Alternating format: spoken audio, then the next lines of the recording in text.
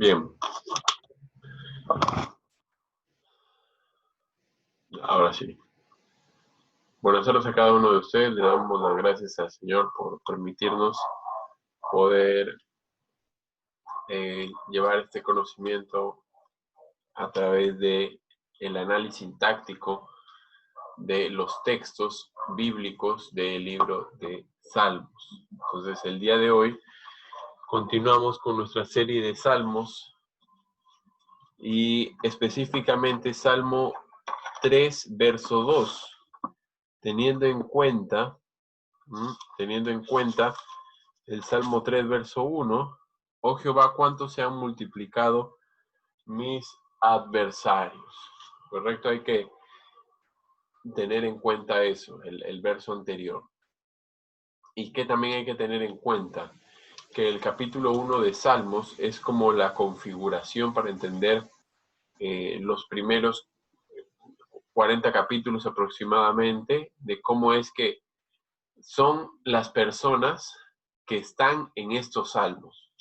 A ver, un momento, quiero ver hasta dónde, para no estar engañando. Ahí está. Hasta el capítulo 41 podríamos sostener que el libro de Salmos tiene una configuración basada en el capítulo 1 y en el capítulo 2 de Salmos para toda la proyección de Salmos hasta el capítulo 41. Entonces, la configuración está basada en el hombre bienaventurado y en el impío o el pecador, ¿no? Entonces, esa configuración nos va a explicar que cada persona mala en estos 41 capítulos son aquellas personas que no siguen el consejo de Jehová, sino que andan en el consejo de los malos y andan sentados en sillas de escarnecedores y no andan meditando en la ley de Jehová. Entonces, todos los personajes negativos que veamos en estos más de 40 capítulos, si el Señor lo permite, están bajo esta configuración. Quiero que tengan esa perspectiva. Por lo tanto, a quien están persiguiendo, ¿no? A quien están persiguiendo, muchos son los que dicen de mí, no hay para él salvación en Dios. O sea, muchos de los que están diciendo esto son personas que no aman a Dios, no aprecian a Dios, no tienen el conocimiento de la palabra de Él adecuadamente, ¿no? Entonces, son personas que no meditan en la ley de Jehová. Ahora, y justo podemos tener en cuenta esta situación, ¿no? Si no meditan en la ley de Jehová, ¿qué significa? Que leen la Biblia superficialmente, y gracias a Dios esa es la primera enseñanza del día de hoy. Como leen la ley de Jehová superficialmente, entonces sí conocen de Dios, pero no de una manera profunda, ¿no? Porque lo que dicen es, no hay para él salvación en Dios. ¿Eso qué significa? Eso es una afirmación que no es cierta. Todas las personas pueden ser salvas mediante el arrepentimiento, creyendo en Jesucristo y confesando los pecados para la redención y la comunión con Dios por medio de Jesucristo. Nuevamente lo repito, ¿no? Que fue que vino al mundo, murió por nosotros y resucitó. Y es ese Señor que dominó la muerte y el pecado, en quien confiamos, ¿no? Entonces no puede existir esto de no hay para él salvación en Dios. ¿Qué tipo de interpretación de la Biblia es esa? No existe tal interpretación. Por lo tanto, es básico conectar estos capítulos siempre con el capítulo 1 y con el capítulo 2, porque nos muestran cómo son estos hombres, ¿no? Entonces, una referencia de este hombre de acá es el capítulo 1, verso 2, ¿no?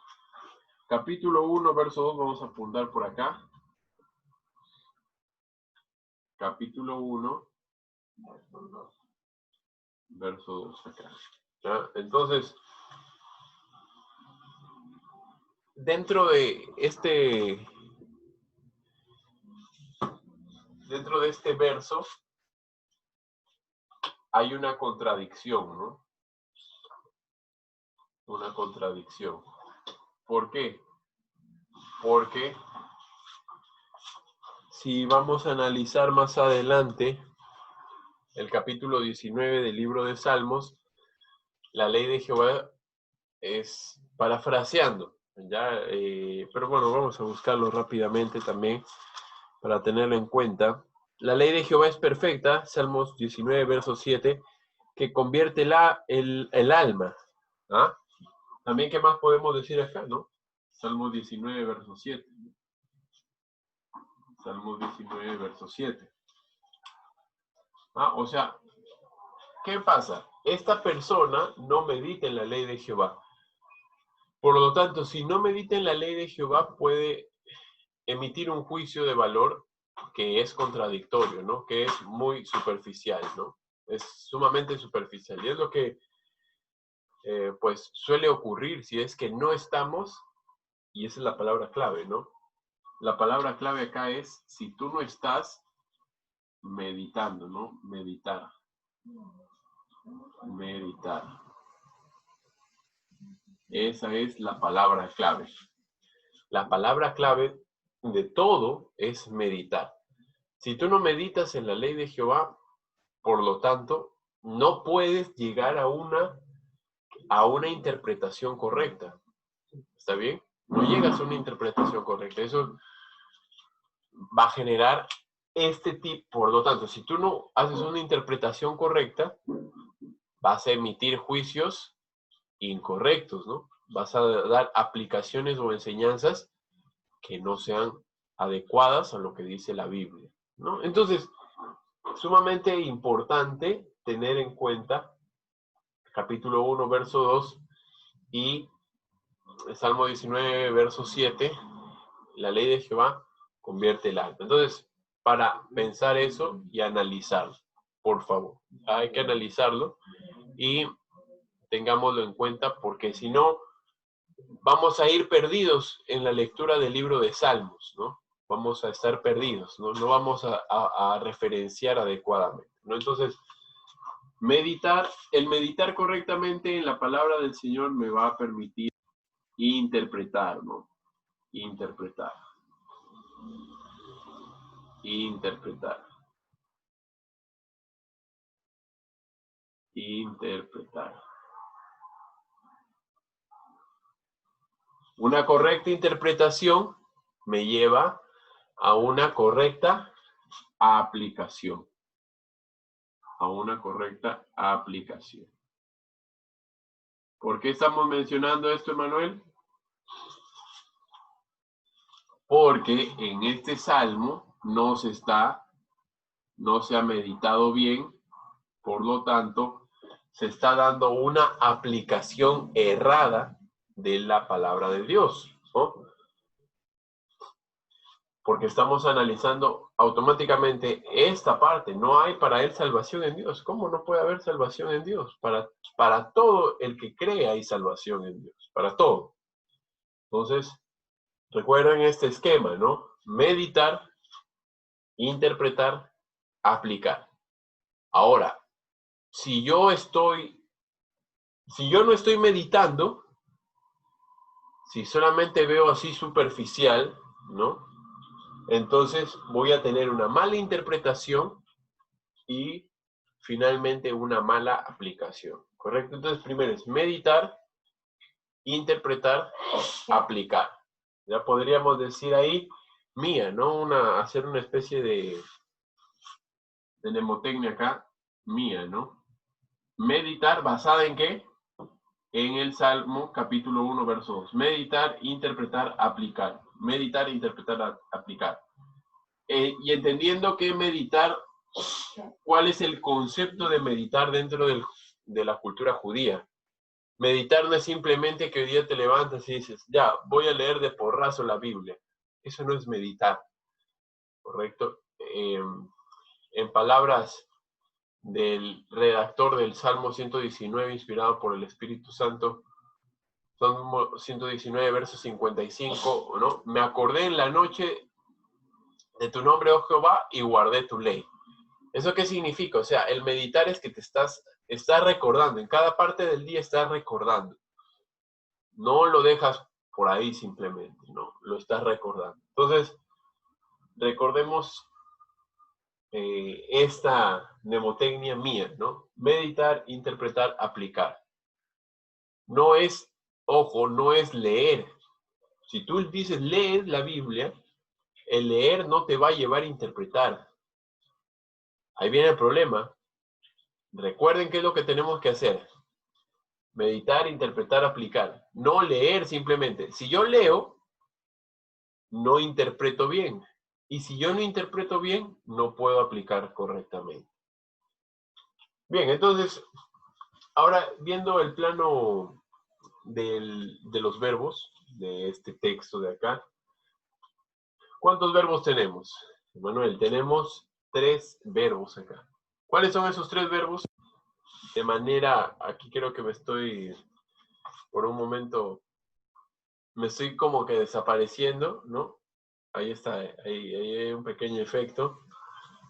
Y no sé cómo vamos en producción con, con esa situación, ya, pero es por la pantalla verde, así que no es que esté ocurriendo otra cosa, ya, pero vamos a continuar. Los 3 verbos, hay 3 verbos acá.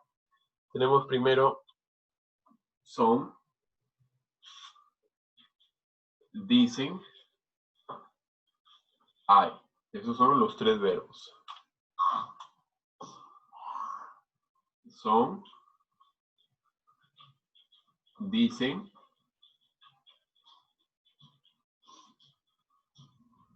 hay. Son, dicen, hay. Esos son los 3 verbos. ¿Cómo hacemos estos 3 verbos? ¿Ah? Voy a colocarlo nuevamente acá. A ver, vamos a ver. Son, dicen, hay. Bien, primero, si queremos definir el verbo son, ¿en dónde tenemos el verbo son? Tenemos muchos son. Aquí está, muchos son. ¿Y son qué tipo de verbo es? Emanuel, recordando, son es un tipo de verbo de existencia. ¿Ya? Acuérdense de eso, existencia. Existencia. Dicen es un verbo de... ¿Qué voy a aplicar? Voy a aplicar la lengua, ¿no? La lengua, o sea, la lengua correctamente, el órgano, ¿no? El órgano. Entonces, si aplico una parte del cuerpo, entonces ya no es existencia, sino este es un verbo de acción. ¿Ya? Y finalmente, tenemos el verbo hay, ¿no? ¿Qué tipo de verbo es hay? Bueno, leyendo un poco acerca del verbo hay algunas cosas bastante llamativas, ¿no? Por ejemplo, el verbo hay es un verbo que puede equivaler al verbo ser, al verbo estar, ¿no? También puede equivaler al verbo existir, ¿no? Existir, ¿no? Entonces, tú puedes decir acá existir, y si tú hablas de existir, entonces también equivale a existencia, ¿no? Este es un verbo un poco raro, ahorita lo vamos a ver por qué. Ya, ahora, recordemos lo siguiente, fórmula, por así decirlo, para aprender un poco más acerca de el análisis sintáctico. Los verbos de existencia generalmente, ojo, generalmente poseen un tipo de complemento. Ese tipo de complemento se llama complemento atributo. Ese es el tipo de complemento, ¿ya? Los verbos de acción también tienen varios tipos de complemento fijos, ¿no? En este caso, ¿qué tipo de complemento lleva el verbo dicen? Si dicen, tienen que decir una cosa, ¿no? El que dice algo. ¿Qué es lo que dice? Dice algo. Y ese algo, acuérdense, siempre el algo está relacionado con el complemento directo.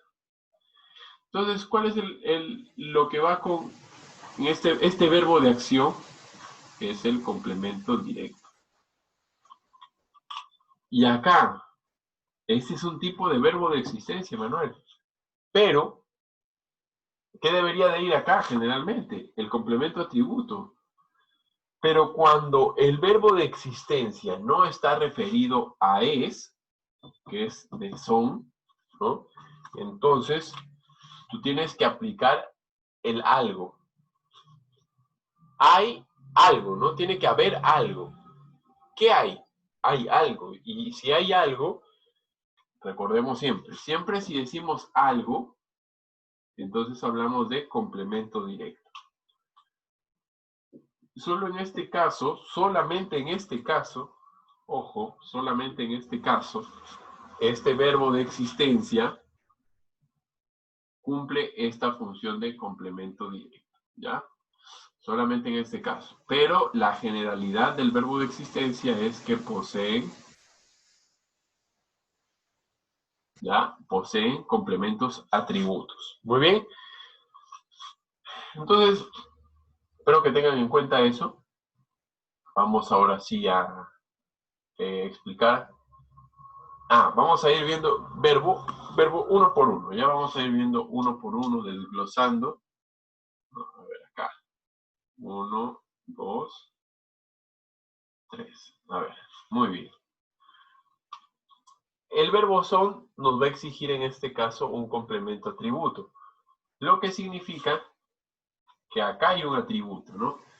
Entonces vamos a ver acá. Son, pero recordando nuestro análisis particular de siempre.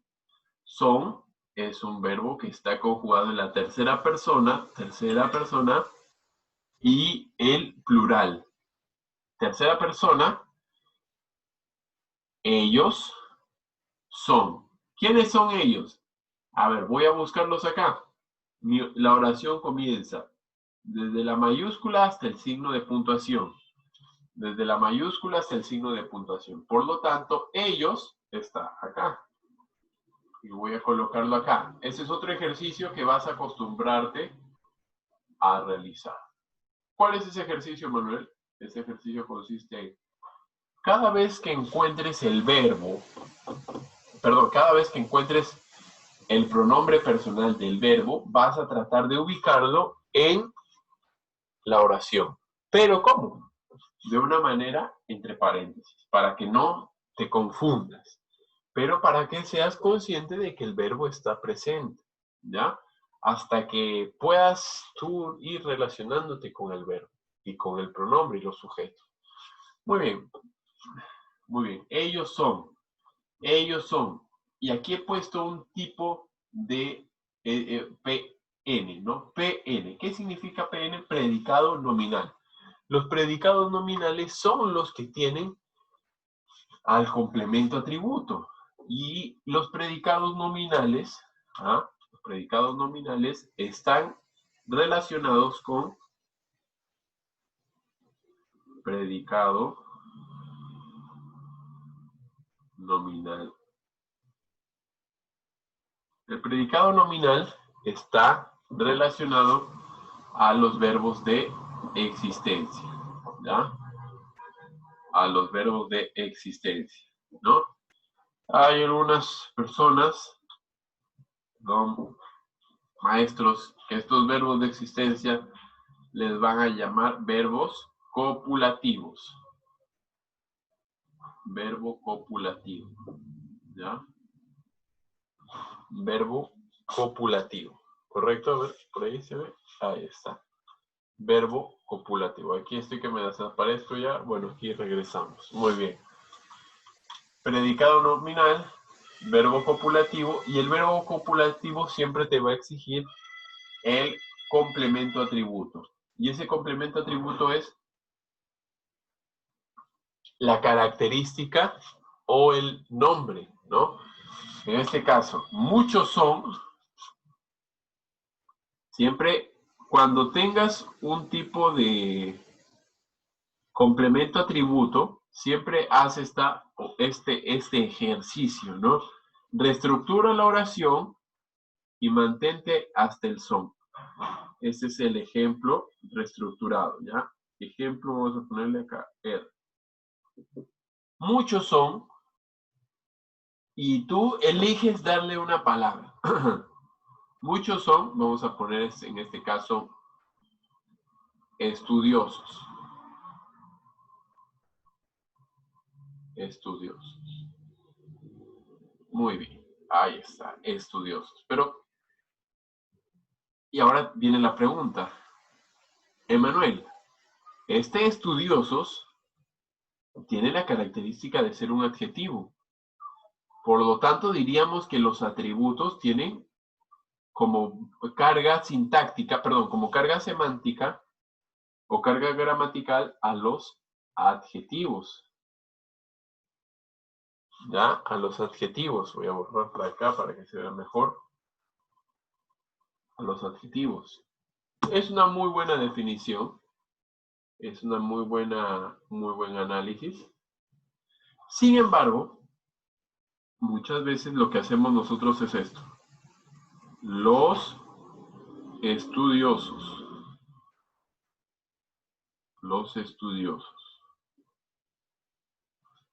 Ya, los estudiosos. Ahora, cuando tienes acá los estudiosos, en este caso ya no tienes básicamente adjetivo, ¿no? Sino tienes ahora un sintagma nominal donde tienes un modificador directo y un núcleo. ¿No? Y ahora es un núcleo. ¿Eso qué significa? Que si es un núcleo dentro de un sintagma nominal, eso es un sustantivo.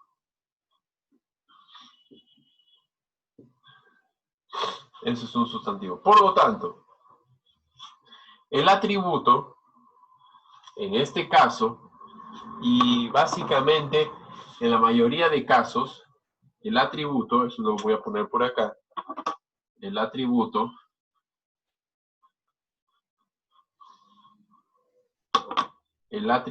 ojo, atributo, no adjetivo. Y atributo, cuando hablamos de atributo,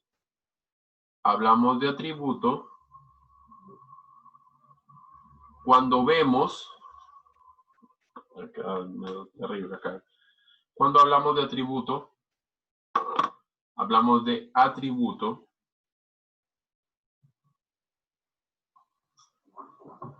cuando hablamos de lo siguiente, de una palabra que tiene la forma de adjetivo, ojo, por acá, mira, una palabra que tiene la forma de adjetivo, pero anteriormente está un verbo. Por lo tanto, tienes el esquema verbo, adjetivo. Entonces, el atributo es aquella palabra que puede ser un adjetivo o un sustantivo que viene después de un verbo. Ahora, Emanuel, y si hablábamos en el sentido de oraciones compuestas, ¿cómo tengo que asumir al atributo? ¿Como un adjetivo o como un sustantivo? Para el caso de las oraciones compuestas, ten en cuenta lo siguiente. Al atributo lo vas a asumir como un sustantivo. Porque existirán tipos de oraciones adjetivas. Y el tipo de oraciones adjetivas no mantiene la forma de atributos, ¿correcto? Solamente las oraciones adjetivas son muy claras en cuanto a su forma. No tienen un verbo al costado, sino que al costado tienen un nombre. Tienen un nombre y al costado tienen un adjetivo como la descripción de ese nombre. Muy bien, por lo tanto, asumimos y vamos a asumir de ahora en adelante al sustantivo como parte del atributo, ¿correcto? Como parte del atributo. Y si tengo un sustantivo en esta zona, ¿ya? Porque ya hemos definido, ojo, ya hemos definido acá, hemos establecido los parámetros, ¿no? Que en esta zona de acá,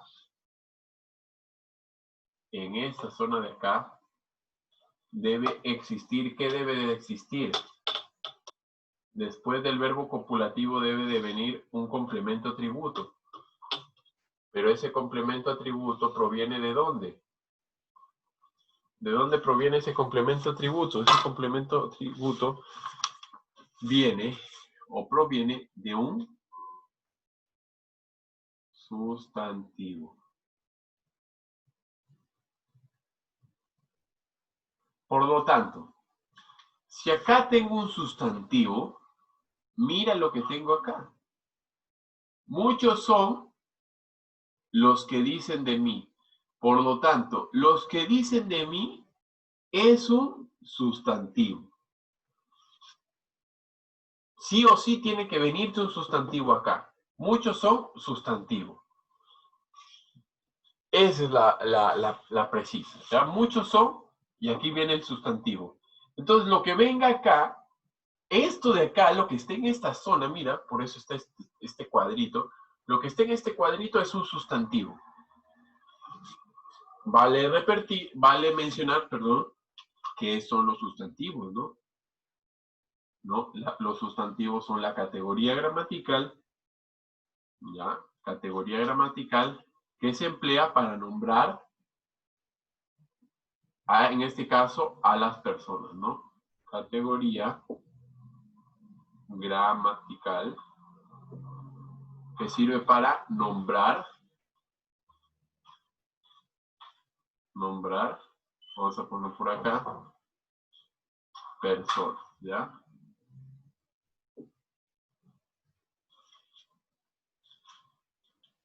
Entonces, estas personas, muchos son personas, pero ¿cómo son estas personas? Estas personas son habladoras, por así decirlo, ¿no? Dicen muchas cosas. Entonces, estas personas dicen cosas, ¿no? Dicen cosas. Estas personas, no es que, y ahí viene el detalle, no es que son solamente personas, sino son hablantes, por así decirlo. Hablantes por no decir, por no emplear otra, con decir, no hay una palabra para decir, ¿no? Pero son hablantes, ¿no? Son hablantes, les gusta hablar, ¿no? Hablan de mí, ¿no? Hablan de mí, ¿no? Entonces, muchos son habladores, podríamos decir. Muchos son los que hablan de mí. Podríamos emplear ese sinónimo. Muchos son los habladores de mí, ¿no? Si muchos son los habladores de mí. Entonces, por lo tanto, los que dicen de mí es un sustantivo. Por lo tanto, mira que está dentro de este atributo, dentro de la función atributo.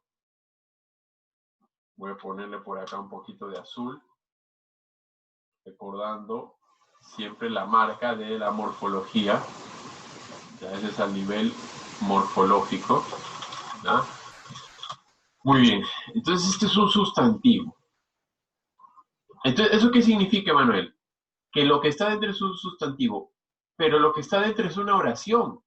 Ajá, así es una oración. Pero es un sustantivo. ¿Cómo es que puede ser una oración y puede ser un sustantivo? Porque ahí viene lo extraordinario de las oraciones compuestas. Esta primera oración, vamos a marcarla por así decirlo, vamos a marcarla con verde, ¿ya? Vamos a marcarla con verde. Tenemos una primera oración acá que podríamos identificar, ¿ah? Una primera oración. Esta es nuestra primera oración. Digo unos pequeños. Tenemos acá una primera oración. Esa primera oración, ¿ya? Esa primera oración es una oración compuesta. Una oración compuesta, y aquí viene la definición. No vamos a ponerle a esto A. Por lo tanto, vamos a poner por acá, aquí en esta zona de acá, por lo tanto, A es una oración compuesta subordinada. A es una oración compuesta subordinada. ¿De qué? De un sustantivo.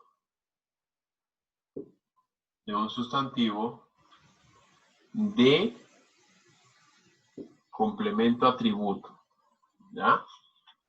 Es una oración compuesta subordinada de complemento atributo. ¿Por qué, Emanuel, es una oración compuesta subordinada sustantiva de complemento atributo? Porque mira, oración, es toda una oración. Subordinada, esta es la que se subordina a la principal. Mira, la que está en esta zona de acá, por este lado de acá.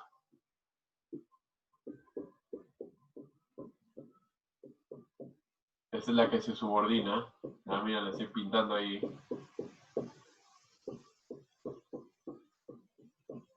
Esta es la subordinada. ¿Ya? Ah, no sabía. Esta técnica me agrada. Nunca la había aplicado dentro de las oraciones. Y ahora creo que esto vamos a aplicar mucho. ¿Ya? Ahí está. Perfecto. Excelente. La oración que está en puntos, en puntitos, es la oración subordinada. ¿Ya? Esa es la oración subordinada. Ahora, oración compuesta, aquí está, oración compuesta. ¿Por qué compuesta? Porque hay dos verbos. ¿Cuáles son los dos verbos, Emanuel?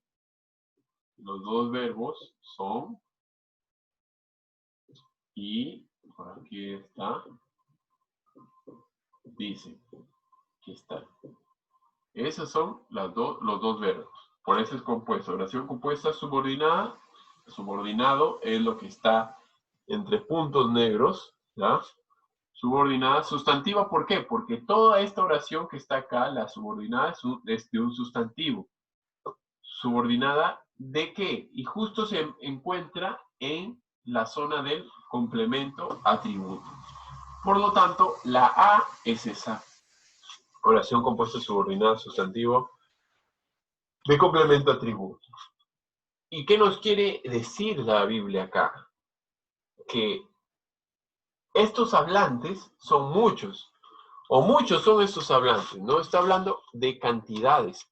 Recordar acá también esto que habíamos visto en el video anterior. Muchos es un pronombre. ¿Qué tipo de pronombre es muchos? Pronombre indefinido.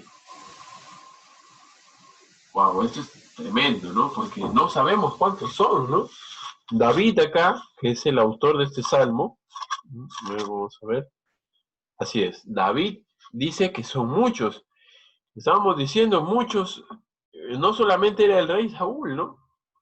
Sino eran más todavía, eran muchos, no sabemos exactamente. Muchos son los que dicen de mí. Muchos hablan. Muchos hablan. Y ahí viene el detalle. Aquí quiero que pensemos en lo siguiente. La Biblia dice que muchos hablan, o estos son muchos habladores. Muchos habladores. Pero si hablan, tienen que hablar algo, ¿no? Por supuesto, ¿no? El que habla tiene que hablar algo. ¿Y qué es lo que va a hablar? Y ahí es donde viene, yo le diría a esta oración, una oración compuesta de 3 núcleos, ¿no? Una oración compuesta de 3 núcleos. Pero es una oración nomás, ¿no? Es una oración. Y es interesante, ¿no? Porque generalmente, les comento, no he estado tan expuesto a oraciones de esta magnitud, ¿no? De 3 núcleos que estén tan enramadas, ¿no? Y esa es una de esas oraciones que está muy, está muy entrelazada, ¿no? Entonces, esta oración es bastante particular por eso, ¿no? Es bastante particular porque tiene muchas enramadas, ¿no? Bien, entonces vamos a ver cómo desarrollamos. Si son muchos los que hablan, estos habladores tienen que hablar algo. el que habla tiene que hablar algo. ¿Y ese algo qué es? Es un complemento directo. Por eso, si tú te has fijado ahí, yo ya hice el esquema sintáctico. Mira, la parte principal, porque eso todavía es otro mundo, ¿no? La parte principal o los sujetos de todo este verso son los muchos. Y todo el predicado son los que dicen no hay para él salvación. Todo eso es el predicado. Pero dentro de este predicado, mira, y aquí quiero que puedas entender, para que lo puedas entender de esta manera, voy a hacer esto, mira. Muchos dirían, ¿no? Ah, ya, pues es una oración compuesta de 3 núcleos. ¿Y cuál sería el gráfico, no? Pues podríamos poner de la siguiente manera. Lo convencional, ¿no? Oración principal, oración subordinada y la oración total, ¿ya?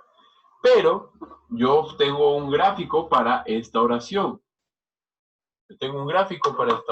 Esta oración es de la siguiente manera. Mira, aquí tienes la oración principal. Luego tienes la oración subordinada. Perdón, que acá debo de hacer más pequeños los gráficos porque no puedo ponerlos al mismo nivel.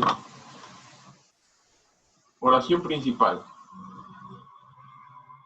Oración subordinada. Y una suboración subordinada, ¿no? Es una sub de la sub, ¿no? Ahí está. De esa manera sería el gráfico, ¿no? Haciendo referencia a la oración total, ¿no? Esta es la oración total. Esta es la principal. La subordinada y esta es la subsubordinada. ¿Ah? Esta es la subsubordinada. O sea, de esta manera sería el gráfico. Nos dirían, o más o menos con ese concepto, ¿ya? Con el concepto de que hay una independencia entre la principal y la subsubordinada. ¿Ya? Eso quiero que quede muy claro, porque los que son no están diciendo, o sea, sí dicen, pero ese verbo dicen recién aparece en la subordinada, no en la subsubordinada. Bien, entonces, expuesto a esto, vamos a ver el gráfico, ¿no? Eso es lo que, perdón, el texto, eso es lo que nos interesa. Teniendo en cuenta acá, muchos son los que dicen de mí es un complemento circunstancial de tema. Bien, de mí, o sea, y eso es algo interesante, porque poéticamente el redactor está hablando y es como si fuera un escrito reflexivo, ¿no? ¿Por qué digo reflexivo, no? Porque la acción regresa a sí mismo, ¿no? Es como un reflejo, ¿no? Él habla y refleja. Muchos dicen, miren, es como que muchos dicen de mí y vuelve la acción a mí. Ojo por ahí. Entonces, no hay para él salvación. ¿Qué fue lo que dijeron estos muchos? Estos muchos dijeron, no hay para él salvación. Y este no hay para él salvación es algo. Si es algo, muchos dicen algo. Acuérdate de eso. Y aquí vamos a borrar esta zona de acá. Vamos a borrar esta zona de acá. Y quiero nombrarte, ahí está.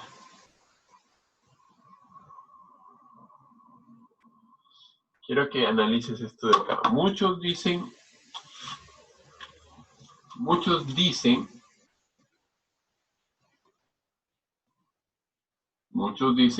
algo.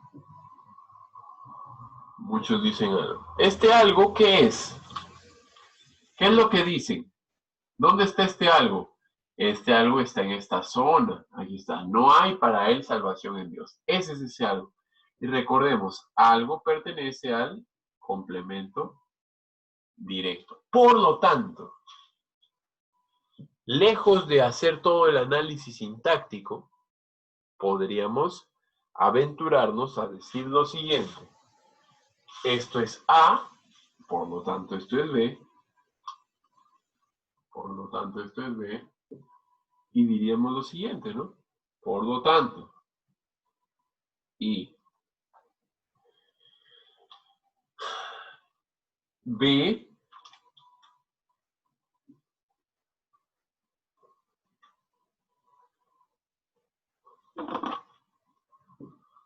eso es B, pero, acá hay un pequeño detalle.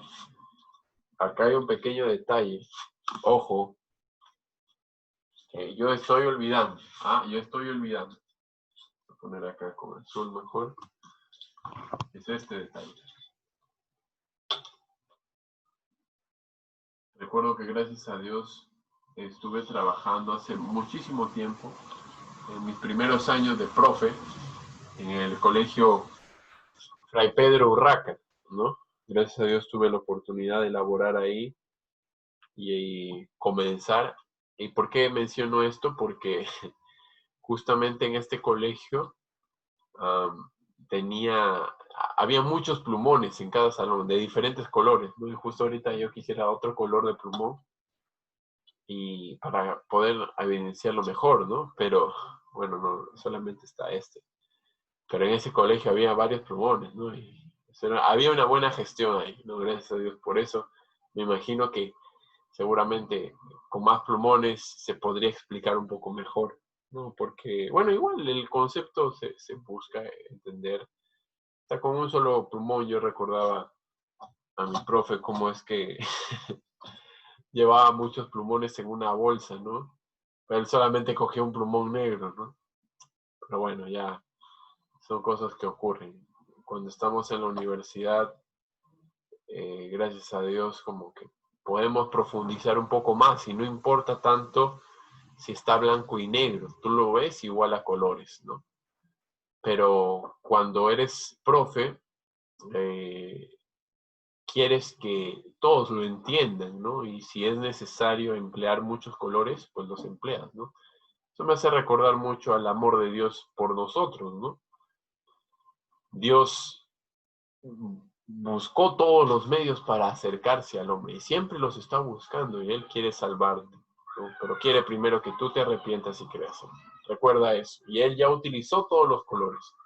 Y el principal color, por así decirlo, es Él mismo hecho hombre.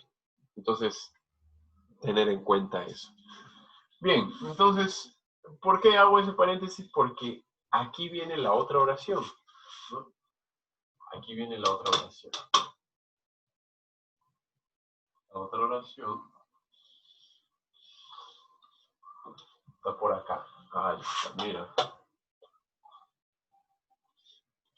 Aquí está la otra oración, ¿no?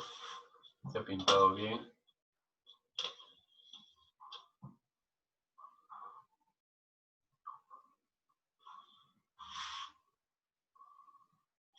Ahí está. Esa es la oración B. ¿Y te das cuenta cómo está enquistada en la oración A? ¿Te das cuenta? Mira, ahí está. Está enquistada en la oración. Ahí está A y B.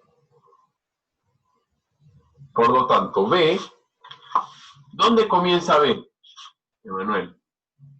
B comienzan en dicen, bueno, asumiendo también a los que, pero de manera profunda dicen, ¿ya?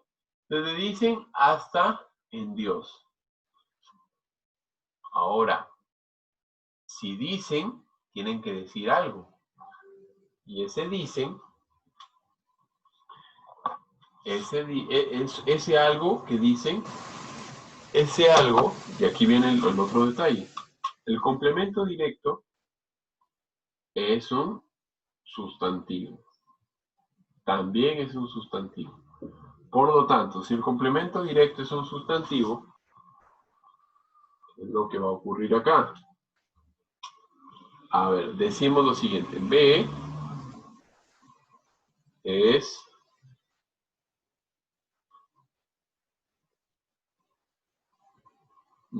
una oración compuesta porque hay dos verbos, subordinada, sustantiva porque el complemento directo es un sustantivo, de complemento directo.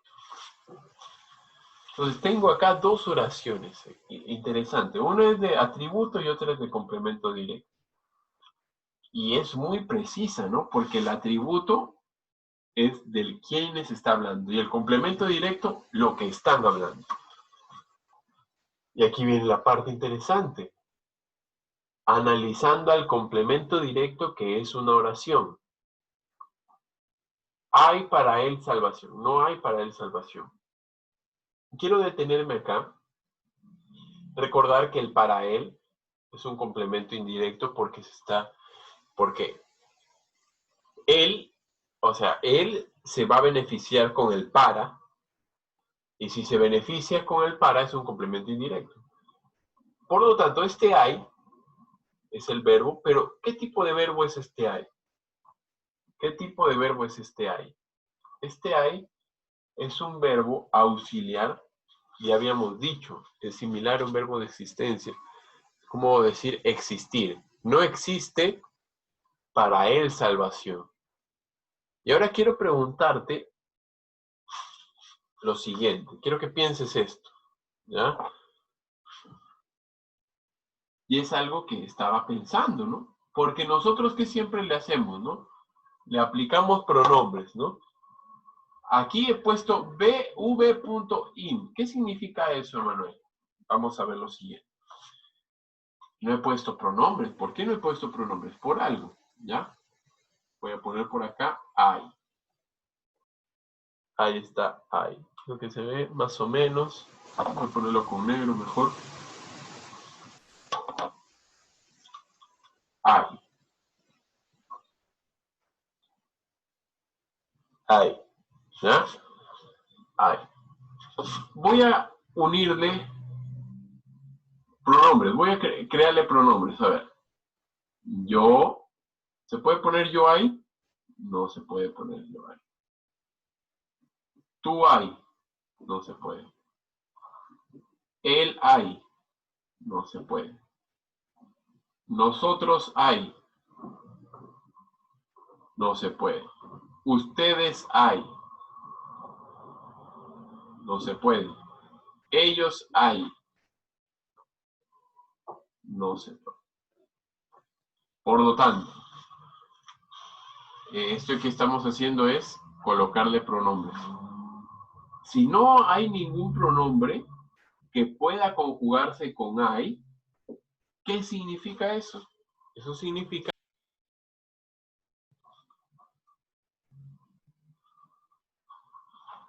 Quiero saber si sigo en grabación.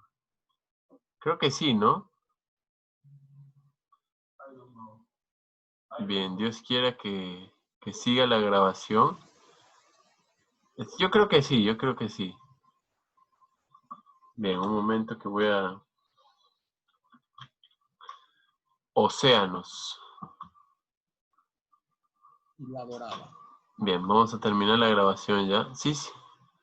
Ahí está bien, gracias. Gracias. Entonces, continuamos. Ha pasado un pequeño inconveniente. No hay... Entonces, hay es un verbo defectivo. Un verbo defectivo significa que tiene defectos. ¿Cuál es su defecto? Su principal defecto es que no tiene pronombres. Si no tiene pronombres es un verbo impersonal, no tiene nombre. Si no tiene pronombres, ojo, si no tiene pronombres, ¿eso qué significa? Eso significa que no hay persona, pues no hay persona que realice esa acción. Y eso me llama un poco la atención, ¿por qué? Porque, pues, ¿quién pone un verbo impersonal en la Biblia? ¿Ah? Eso es complejo. El Espíritu Santo los pone, pero debemos de... ¿Tendrá algo que ver ese verbo impersonal? ¿Ah? los verbos impersonales siempre hay que tratarlos un poco más a profundidad. Pero vamos a dejarlo en este momento ahí, ¿ya? Pero entendiendo eso, que es un verbo impersonal. ¿Por qué es un verbo impersonal? Porque no se puede conjugar con todos los pronombres. Bien, no hay, y si hay, tiene que haber algo. Ese algo es la salvación. No hay algo, no hay salvación, complemento indirecto para él, complemento circunstancial del lugar en Dios. Bien, entonces de esa manera queda analizado, perdón, este verso de la palabra del Señor. En resumidas cuentas,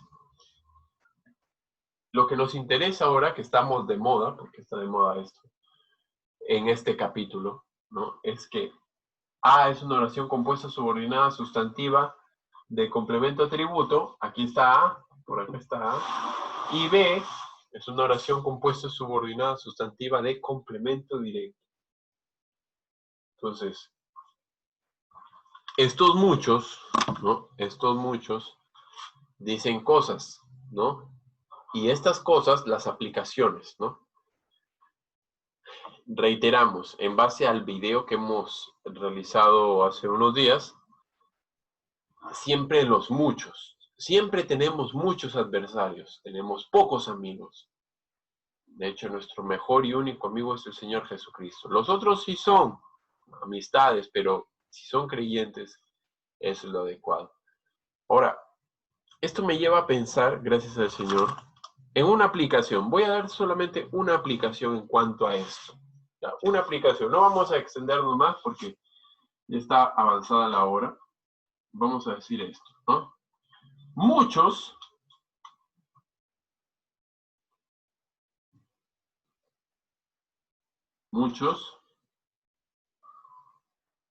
no interpretan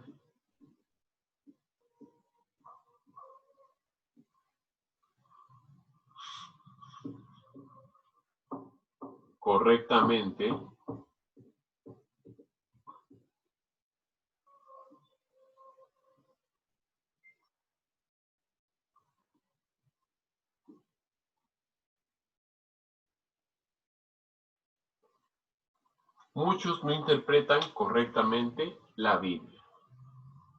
¿Correcto? Bueno, ¿y cómo llegas a ese concepto? Gracias al Señor, hemos hablado al inicio de la interpretación, ¿no? No hay para él salvación. ¿Cuál es nuestro versículo ancla? 3.2. 3.2b. Muchos no interpretan correctamente la Biblia. Aplicamos el lado B de la palabra del Señor. Siempre hay un lado B. ¿Y ese lado B en qué consiste? Si hay muchos, ¿cuál es el lado B? Muchos, pocos. Pocos, anulamos el no, interpretan